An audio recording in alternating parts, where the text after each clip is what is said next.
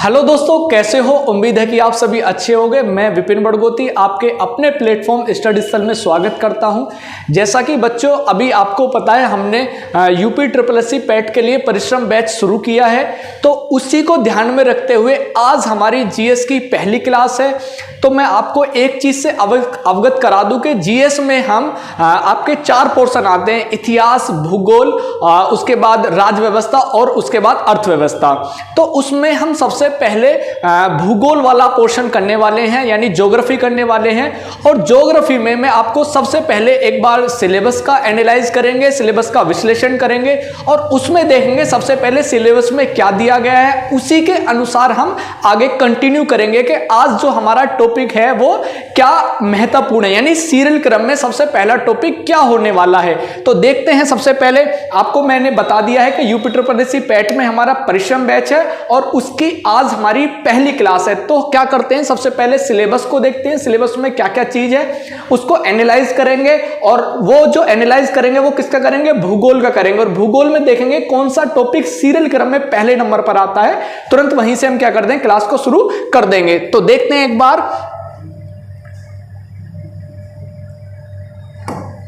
देखिए, अगर हम सबसे पहले बात भूगोल की करते हैं तो भूगोल में एक बार यहां आप देखेंगे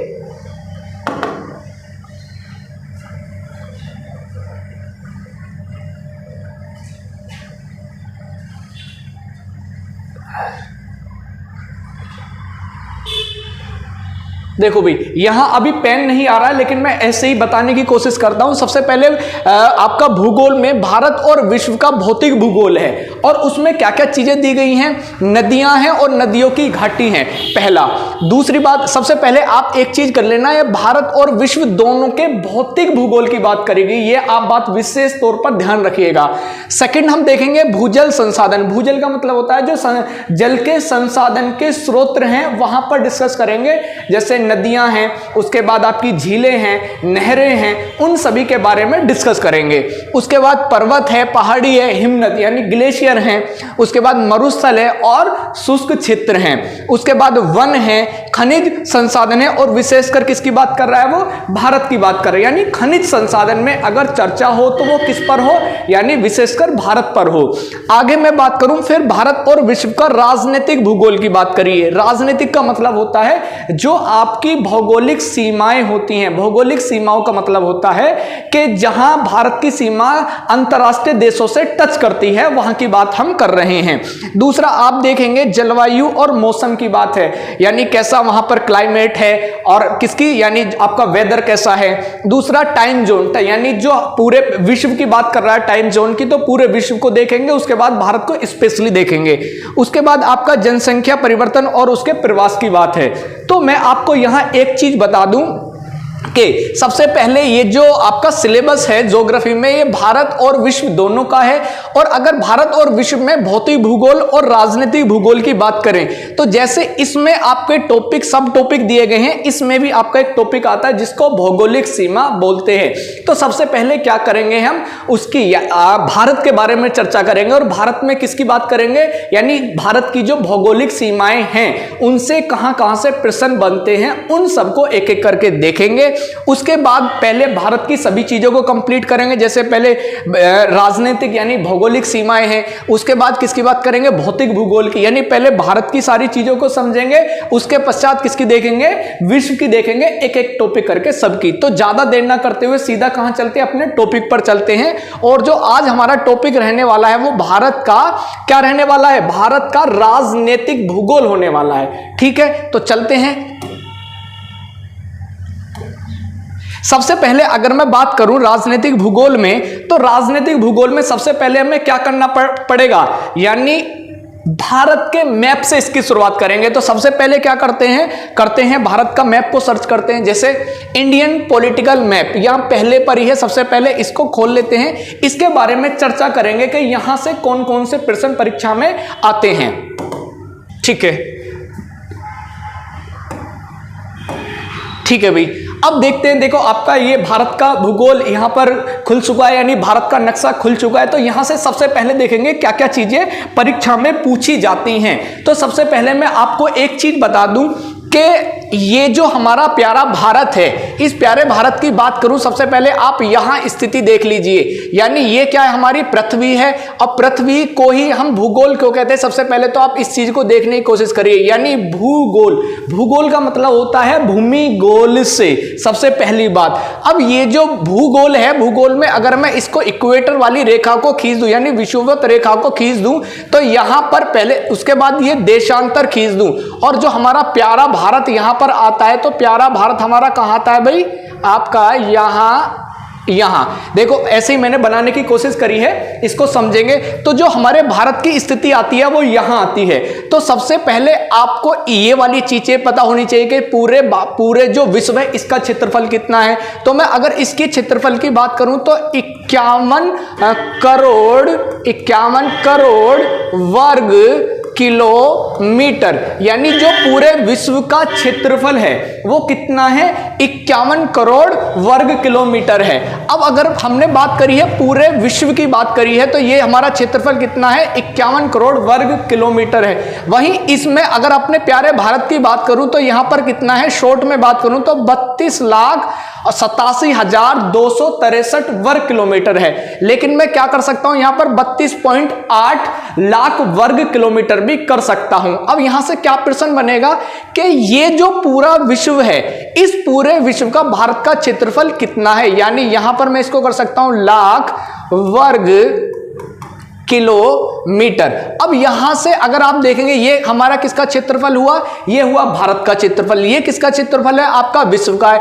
तो इस वाले क्षेत्रफल का, भारत का क्षेत्रफल कितना है, 2.43%। सबसे पहला जो प्रश्न परीक्षा में पूछा जाता है, तो भारत का क्षेत्रफल कितना है पूरे विश्व का, 2.43% है, पहला प्रश्न। दूसरी बात, जो भारत का क्षेत्रफल में स्थान आता है वो कौन सा आता है जी, 7वां आता है। ये प्रश्न कई बार परीक्षा में पूछा गया है। आगे अगर मैं बात करूं, आगे क्या प्रश्न पूछे जाते हैं, सबसे पहले भारत की जो अवस्थिति है, यानी विश्व की में कहां है। सबसे पहले ये जो ऊपर वाली स्थिति होती है इसको बोलते हैं उत्तरी गोलार्ध। इसको क्या बोलते हैं भैया, उत्तरी गोलार्ध। और इसको क्या बोलते हैं, दक्षिणी गोलार्ध।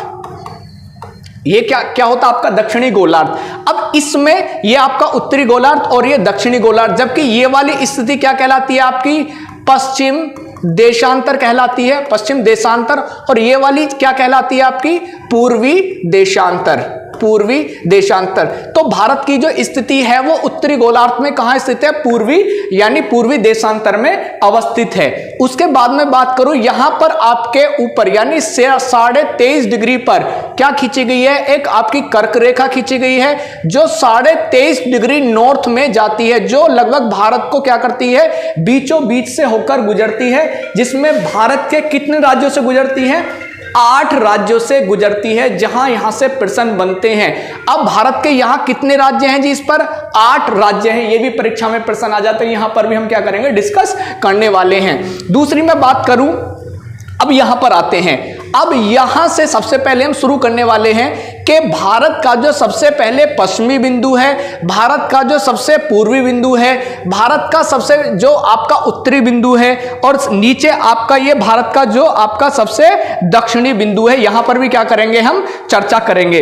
अब मैं आपसे एक चीज आपको बता दूं, सबसे पहले जब मैं उत्तरी बिंदु की बात करूंगा तो उत्तरी बिंदु में जो आपका क्षेत्र आता है वो आता है आपका इंदिरा कोल। क्या आता है जी, आपका इंदिरा कोल। लेकिन अब यहां से आपका जो पहले परीक्षा में प्रश्न बनता था कि इंदिरा कोल कहां अवस्थित है, तो आपको पता लगता था कि जम्मू कश्मीर में है। लेकिन आज वो अवस्थिति क्या हो चुकी है, चेंज हो चुकी है। क्यों हो चुकी है, क्योंकि अब ये वाली स्थिति कहां स्थित है भैया, लद्दाख में स्थित है। सबसे पहले आप ये समझ लीजिएगा, यानी भारत की जो सबसे उत्तरी बिंदु आता है इंदिरा कोल, वो कहां आता है भैया, आपका लद्दाख में आता है। जबकि मुख्य बिंदु, यानी ये जो आपका भारत का मुख्य बिंदु है उसको क्या बोलते हैं जी, कन्याकुमारी बोलते हैं। यानी जो आपका दक्षिणी बिंदु है मुख्य बिंदु का, वो क्या है, कन्याकुमारी है। और ये कहां पड़ता है, आपका तमिलनाडु में पड़ता है।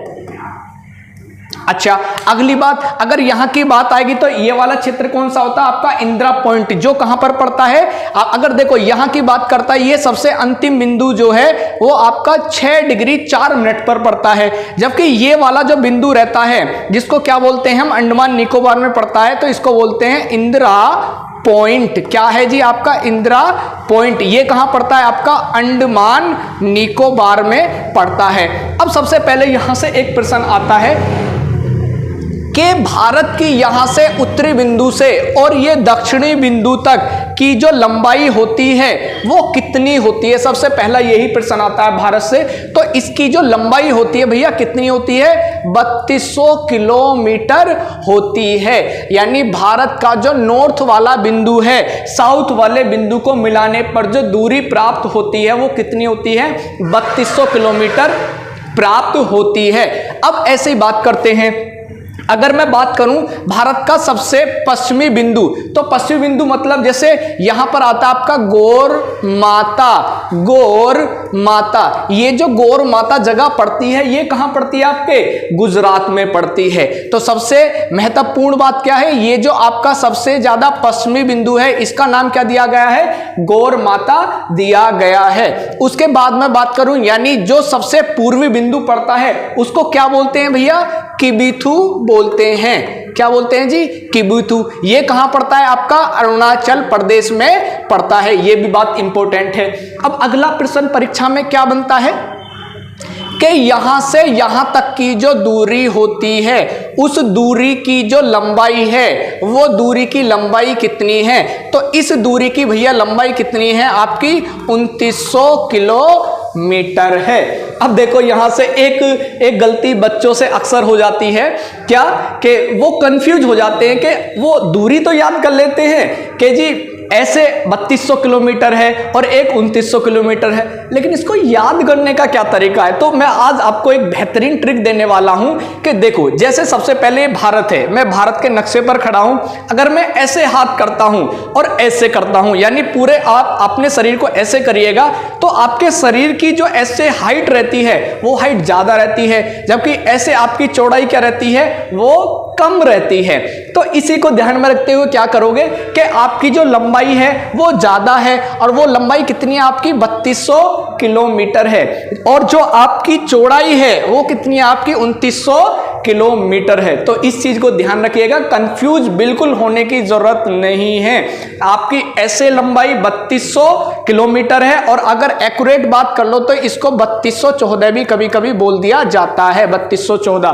तो ऐसे आपकी लगभग 3200 और एक्यूरेट 3214, और ऐसे आपकी 2900 और एक्यूरेट आपकी 2933। ये भी आप ध्यान रख लेना, ठीक है? 2933 किलोमीटर।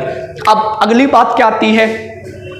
अब यहां से लेकर, यानी ये जो आपका पॉइंट है, आप देखोगे यहां इसके नीचे ये जो क्षेत्र है इसको बोलते हैं कोस्टल एरिया, यानी तटीय क्षेत्र। आप यहां से देखोगे ये वाला जो क्षेत्र है, ये वाला जो क्षेत्र है वो कौन सा क्षेत्र है भाई? आपका तटीय क्षेत्र है। और ये वाला जो यहां से यहां आपका जो क्षेत्र है ये कौन सा क्षेत्र है आपका? ये आपका स्थलीय क्षेत्र है। ये आपका क्या, कौन सा क्षेत्र है भैया?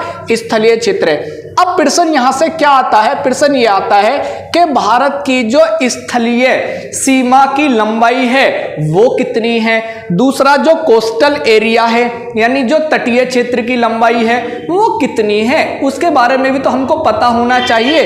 तो देखो यहां से और यहां तक की जो आपकी स्थलीय दूरी है वो कितनी है भैया? 15,200 किलोमीटर है।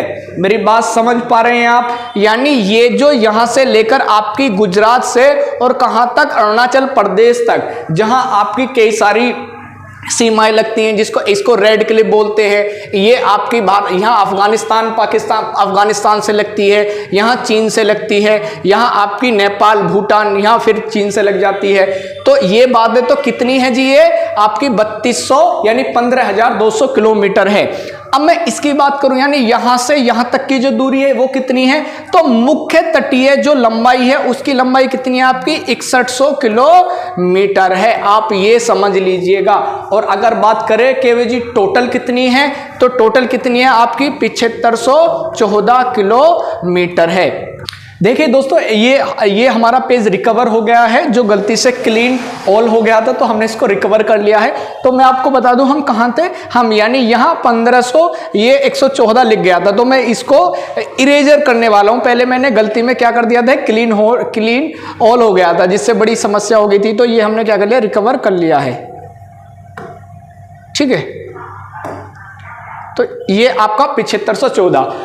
अब मैं आपको यहां से एक चीज बता दूं, तो यहां से क्या क्या प्रश्न और बन सकते हैं परीक्षा में। जैसे देखो, वो पूछता है कि यहां जो सीमाएं हैं, जैसे इधर आपका ये पाकिस्तान है, इधर ये आपका अफगानिस्तान है। ठीक है, जैसे आप पाकिस्तान की बात करें तो पाकिस्तान की सीमा कौन कौन से राज्य करते हैं। जैसे देखो, ये सबसे पहले आपका क्या है, यहां देखो ये आता है आपका राजस्थान से नीचे आपका क्या रहता है, ये आपका गुजरात। तो पहले नंबर पर क्या आता है आपका गुजरात, दूसरे पर क्या आता है आपका राजस्थान, तीसरे पर क्या आता है आपका पंजाब, चौथे पर क्या आता है ये आपका जम्मू कश्मीर, और पांचवें पर क्या आता है आपका लद्दाख। यानी आप ये कह सकते हो कि हमारी जो पाकिस्तान से जो सीमा हमारी टच होती है भारत की, वो कितने राज्यों से होती है, 1 2 उसके बाद 3 4 और 5, यानी टोटल संख्या हमारी कितनी है, 5 है। और यहां से यहां तक जो रेखा खींची गई है उसको क्या नाम दिया गया है दोस्तों, रेड क्लिफ नाम दिया गया है। रेड क्लिफ नाम दिया गया है, जो सर रेड क्लिफ के द्वारा वर्ष 1947 में खींची गई थी। और ये सन आप याद रखना कि कब खींची गई थी, 1947 में खींची गई थी। उसके बाद बात करते हैं ये अफगानिस्तान से भी हमारा एक राज्य टच होता है, जो कौन सा राज्य है आपका, यहां पर ये लद्दाख है, ये आप देख रहे होंगे ऊपर लद्दाख है। अब प्रश्न क्या आता है, देखो आप यहां से पकड़िएगा प्रश्न को। वो पूछते हैं कि भारत से सबसे कम सीमा साझा करने वाला कौन सा अंतरराष्ट्रीय देश है। तो ये बड़ा महत्वपूर्ण प्रश्न है। तो कौन सा देश है, अफगानिस्तान है। अफगानिस्तान से मात्र 106 किलोमीटर की हमारी जो सीमा है वो टच होती है। और वो कौन सा राज्य टच करता है, लद्दाख करता है। आप इस चीज को समझ लीजिएगा। जबकि पहले जो ये सीमा टच होती थी वो किससे होती थी, जम्मू कश्मीर से होती थी। तो एक ये वाली चीज आप ध्यान रख लीजिएगा कि पहले जम्मू कश्मीर थी, अब जो नाम चेंज हो गया है वो क्या है आपकी लद्दाख है। उसके बाद अगर मैं यहां से बात करूं तो अफगानिस्तान से टच होने वाला राज्य कौन सा है आपका, लद्दाख है। उसके बाद यहां से सीमा आती है आपकी चीन की। अब चीन से जो हमारे राज्य टच होते हैं वो कौन कौन से हैं, सबसे पहला एक कौन सा आता है, लद्दाख। दूसरे पे कौन सा आता है, हिमाचल प्रदेश। तीसरे पे क्या आता है आपका, उत्तराखंड। चौथे पे क्या आता है आपका, सिक्किम। और पांचवें पे क्या आता है आपका, अरुणाचल प्रदेश। तो अगर मैं बात करूं कि चीन से सटे हमारे भारत के राज्य कितने हैं, पहला क्या आता है आपका लद्दाख, दूसरे पर क्या आता है हिमाचल प्रदेश, तीसरे पर क्या आता है आपका उत्तराखंड, चौथे पर क्या आता है आपका सिक्किम, और पांचवें पर क्या आता है अरुणाचल प्रदेश। तो हमारी चीन से जो सीमा लगती है उसको क्या नाम बोलते हैं, देखो वैसे तो इसका जो नाम है वो क्या नाम है, मैकमोहन रेखा है। क्या नाम है जी, मैकमोहन रेखा है। ये कब खींची गई थी, 1914 में खींची गई थी। लेकिन इसको ऐसा माना जाता है कि मुख्यतः ये केवल किससे टच होती है, केवल अरुणाचल प्रदेश से ही ये रेखा टच होती है। लेकिन इसको भी वर्तमान में क्या नाम दिया गया है, अब मैकमोहन रेखा के नाम से ही जाना जाता है। जो कब खींची गई थी दोस्तों, वो 1914 में खींची गई थी। देखो मैं आपको एक चीज बता दूं कि ये जो आपके यूपी SSS की परीक्षा है ना, ये बहुत ज्यादा आपसे डीपली प्रश्न नहीं पूछने वाली है। ये केवल आपके वनडे एग्जाम है, और वनडे में भी कौन सा एग्जाम है आपका, प्रारंभिक एग्जाम है। तो यहां से आपको बहुत बेसिक चीजें पढ़नी है। हालांकि जो हमारा कॉन्सेप्ट रहेगा वो बेसिक टू एडवांस रहने वाला, यानी हम जो बेसिक फाउंडेशन है हम उन चीजों को भी पढ़ने वाले हैं, और जो एडवांस चीजें हैं जो आपके स्टेट लेवल तक के एग्जाम को कवर करेगी हम उनको भी देखेंगे। यानी हमारी परीक्षा में कोई प्रश्न छूटे ना, हम ऐसी स्ट्रेटजी लेकर चलेंगे। तो उसके बाद यहां पर जो आपकी सीमा आती है उसको क्या बोलते हैं, मैकमोहन रेखा बोलते हैं। तो आप इन चीज को भी आप याद रखिएगा। दूसरी अगर मैं बात करूं, देखो यहां पर आता है आपका नेपाल। अब नेपाल से क्या प्रश्न आता है कि जी नेपाल से सटे भारत के राज्य कौन कौन से हैं, ये भी तो प्रश्न आएगा, क्योंकि नेपाल हमारा बफर स्टेट के रूप में काम करता है, नेपाल और भूटान। तो तो यहां आप देखिएगा, तो अगर मैं नेपाल से सटे राज्य की बात करूं तो सबसे पहले कौन सा आता है आपका उत्तराखंड, दूसरे पर क्या आता है भैया आपका या उत्तर प्रदेश, तीसरे पर क्या आता है आपका बिहार, और चौथे पर क्या आता है आपका ये नहीं आएगा, चौथे पर क्या आएगा आपका सिक्किम। यानी आपके नेपाल से जो सटे हुए राज्य हैं उनकी संख्या कितनी है, 4 है। क्योंकि ये जो आपका वेस्ट बंगाल है ना, जिसको आप ये चिकन नेक बोलते हो, नहीं ये भी सीमा साझा कर रही है, ये देखो इधर सीमा, यानी ये संख्या 4 की बजाय क्या है 5 है भाई, बाय मिस्टेक ये 5 हो सकती है, क्योंकि सबसे पहले क्या है ये आपका उत्तराखंड है, दूसरे पर आपका उत्तर प्रदेश है, तीसरे पर क्या है बिहार है, और चौथे पर आपका क्या आता है ये बंगाल। देखो दिखाई दे रहा है ना ग्रीन ग्रीन, और जो आगे आपका 5वां आता है वो क्या आता है सिक्किम। तो जो टोटल संख्या है नेपाल से उनकी संख्या कितनी है 5 है, आप इसको याद रखिएगा। अगर मैं बात करूं किसकी आपकी भूटान की, तो भूटान से भी आपके देखो, भूटान से सबसे पहले कौन सा राज्य आता है आपका सिक्किम आएगा, सबसे पहले पहला सिक्किम, दूसरा क्या आएगा आपका पश्चिम बंगाल, तीसरे पर क्या आएगा आपका यहां आप देखेगा असम, तीसरे पर क्या आएगा आपका असम, और चौथे पर क्या आएगा आपका अरुणाचल प्रदेश। देखो यहां से अगर मैं बात करूं तो यहां से इसकी जो सीमा होती है वो कितने राज्यों से होती है, पहला सिक्किम, दूसरा पश्चिम बंगाल, तीसरा असम और चौथा अरुणाचल प्रदेश। तो इनकी संख्या कितनी है 4 है, आप याद रखिएगा। आगे मैं बात करूं, देखो एक यहां से प्रश्न और आता है भी, क्या प्रश्न आता है कि भारत का एकमात्र ऐसा कौन सा राज्य है जो 3 देशों की अंतर्राष्ट्रीय सीमा को साझा करता है। ये प्रश्न कई बार परीक्षा में पूछा गया है, तो वो आपका कौन सा राज्य है आपका सिक्किम है। सिक्किम एकमात्र ऐसा राज्य है जो 3 देशों से सीमा साझा करता है, और वो 3 देश कौन से हैं, अंतर्राष्ट्रीय देश हैं। जैसे पहला नेपाल है, दूसरा आपका चीन है, और तीसरा क्या है आपका भूटान है। तो ये भी आप चीज याद रखिएगा, यहां से भी आपके प्रश्न बन जाते हैं। अगर मैं यहां अरुणाचल प्रदेश के बाद बात करूं, अब इधर जो आपका देश आता है कौन सा आता है, म्यांमार देश आता है। अब म्यांमार में क्या क्या प्रश्न बन सकते हैं, तो म्यांमार से सबसे पहला जो आपकी सीमा जो साझा होती है वो क्या है आपका अरुणाचल प्रदेश है, दूसरा आपका क्या है नागालैंड है, तीसरा आपका क्या है मणिपुर है, और चौथा आपका क्या है आपका मिजोरम है। तो ये कह सकते हैं कि जो म्यांमार देश है, जिसको पहले किस नाम से जाना जाता था, बर्मा के नाम से जाना जाता था। अच्छा एक प्रश्न ये भी आता है कि जो बर्मा है ना, बर्मा, उस बर्मा को भारत से कब अलग किया गया था, तो ये प्रश्न है। तो भारत से कब अलग किया गया था, 1936 में अलग किया गया था। किस अधिनियम के द्वारा किया गया था, 1935 अधिनियम, यानी भारत शासन अधिनियम। ठीक है, तो देखो आज बहुत सारा कुछ हो गया है, बोर्ड पे अब दिखाई भी देना बंद होने लगा है, क्योंकि इतनी सारी चीजें हमने कर ली हैं, और अगर मैं इनको रफली भी करने की कोशिश करूंगा तो बहुत सारी दिक्कत हो सकती है। तो हम क्या करने वाले हैं, आगे की जो चीजें हैं वो नेक्स्ट वीडियो में करने वाले हैं। तो अगर आपको ये वीडियो अच्छी लगी है तो आगे भी हमारे साथ बने रहिएगा, और परिश्रम बैच में आप जो हमारे अन्य टीचर हैं उन अन्य टीचरों की भी आप वीडियो को देखिए। अगर सब फैकल्टीज की वीडियो आपको अच्छी लगती हैं तो अपने दोस्तों के साथ शेयर करिएगा, वीडियो को लाइक करिएगा, कमेंट करके बताइएगा कि आपको ये वीडियो कैसी लगी, और अपने दोस्तों के साथ भी इसको शेयर कीजिएगा। तो मिलते हैं अगली वीडियो में, तब तक के लिए धन्यवाद। जय हिंद।